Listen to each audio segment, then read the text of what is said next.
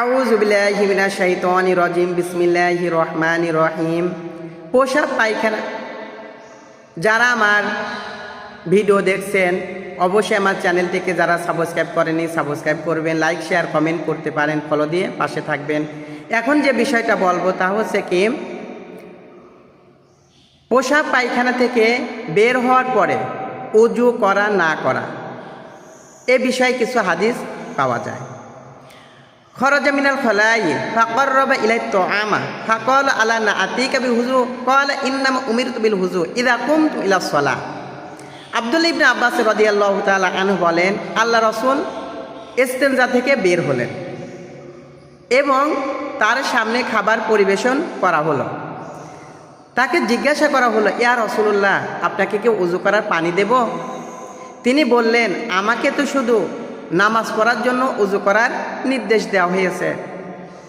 অন্য একটা হাদিস আছে, খরজা রাসূলুল্লাহ সাল্লাল্লাহু আলাইহি ওয়াসাল্লাম মিনাল গায়িতি ফাআতিয়া বিত-তুআমি ফাকিলা লাহু আলা তাতাওয়াদ্দা ফাকালা উসাল্লা ফাতাওয়াদ্দা।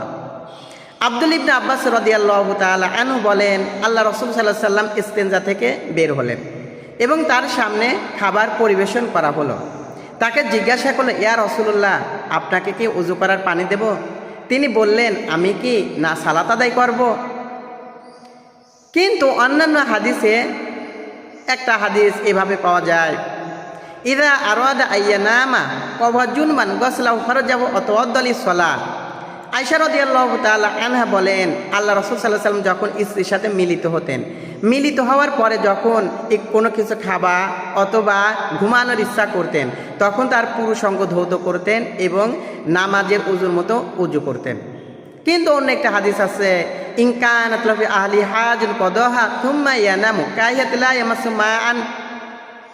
রাসূলুল্লাহ সাল্লাল্লাহু আলাইহি সাল্লাম স্ত্রীদের সাথে মিলিত হতেন, এরপর তিনি কিছু খেতেন অথবা ঘুমাতেন, পানি স্পর্শ করতেন না। উভয় প্রকারের হাদিস পাওয়া যায়।